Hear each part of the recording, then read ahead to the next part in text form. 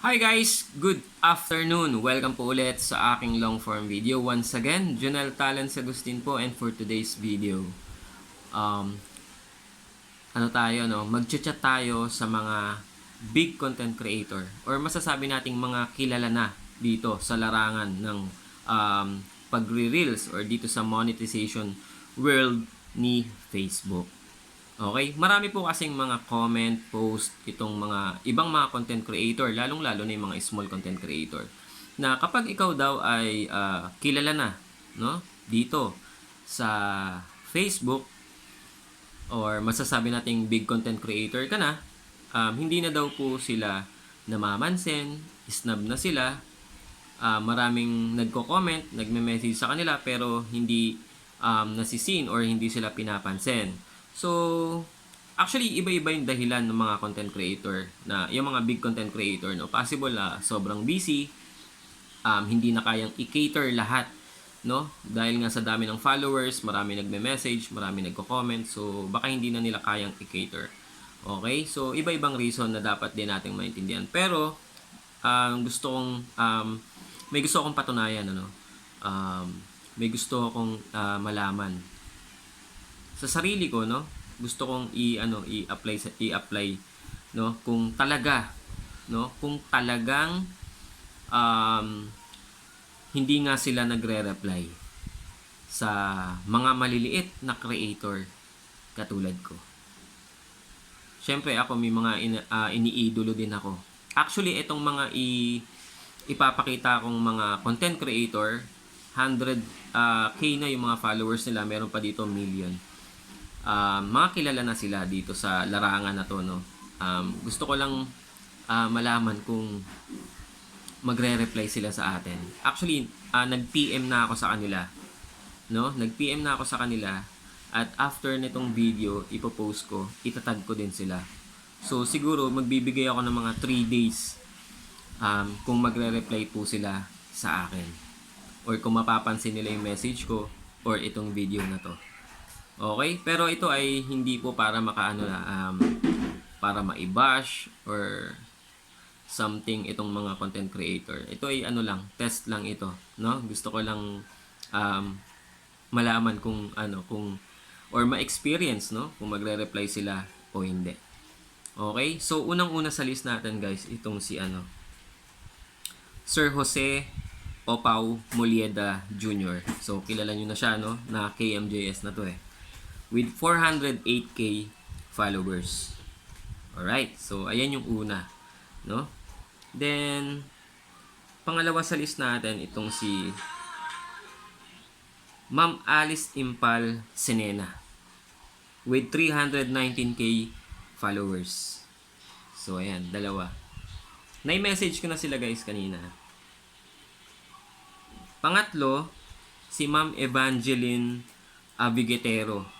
So, sa dati niyang pangalan is Vansky yung ginagamit niya, no? So, ito yung totoong pangalan niya, Evangeline Abigetero with 164k followers. Tutorial din to sila, no? Yung unang tatlo ko nabanggit kasama si Ma'am Evangeline, tutorial yung kanilang niche. Pang-apat, itong si Ann Carely. Tutorial din to, guys. Or Carely Ann with 588k followers. Okay, so 4 na. Next is itong si Ma'am Karen Benito Orindes with 588k followers. Grabe yung mga followers nila, guys, no? So ayan, na-message na rin natin siya. Next is itong si Charmy Amery Begonia Bosque with 209k followers. May page din siya na nag-message din tayo, itong Amery Stories, di ba? Tama ba ako? Amery Stories. Ayan. So, nag-message ako dun sa dalawang account niya na yan. Page at saka profile. Then, next natin is itong si Ma'am Mikay Ortiz Bularon with 432k followers. Ayan, si Ma'am Mikay. Then, nag-message din tayo kay Ma'am Rona Kalapati with 704k followers. Ayan. Next sa list natin is itong si Christian Rancap Basco with 464k followers. Okay, marami-rami na sila. Next is itong sa Team Solid ito, no, si Pelarda Miuna Daisy with 343k followers. So next is itong si Koreanang Hilas, no? Ayan, with 1 million followers, guys. Ayan, si Ma'am Koreanang Hilas. So kilalang kilala nyo siya, guys. Tapos next natin is itong si Sir Jerome D. Palaganas with 126k followers. Tutorial din ito, no, si Sir Jerome. Then yun, siya na yung panghuli pala, no, si Sir Jerome. So sila yung mga na-PM natin. So ayan, hindi ko alam, no, kung magre-reply itong iba. Actually, kanina nung nag-chat tayo dito sa mga to, may isang nag-reply. Pero at saka ako na i-reveal kung sino to, no?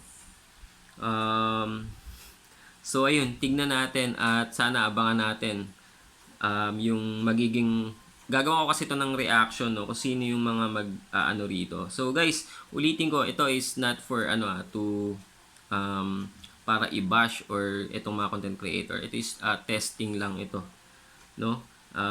Para 'di ba, aware tayo na nangyayari talaga kung sakaling hindi man mag-reply. Unahan ko na, no, siguro busy. So yan yung mga pwede nilang maging reason kung sakaling hindi sila Pero gusto ko lang talaga makita or sa sarili ko, sa experience ko, kung sino talaga yung magre-reply sa kanila. Okay? So ayun. After 3 days gagawin ko na reaction tong video na to at para i-reveal kung sino-sino yung mga magre-reply or magre-reach out sa atin, no, kung sakali mapanood nila, di ba, or mabasa nila yung message ko. Alright, so ayun, enjoy lang natin, no. This is just for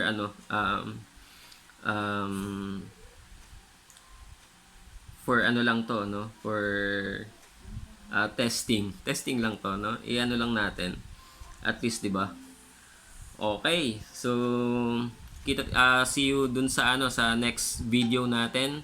Tsaka ako na lang kayo babalitaan kung sakaling 3 days, after 3 days gagawin ko to ng reaction. Okay, so ayun guys, sa mga hindi pa po naka-follow sa akin guys, follow for more videos. Ayan, Junal Talents Agustin po. Thank you.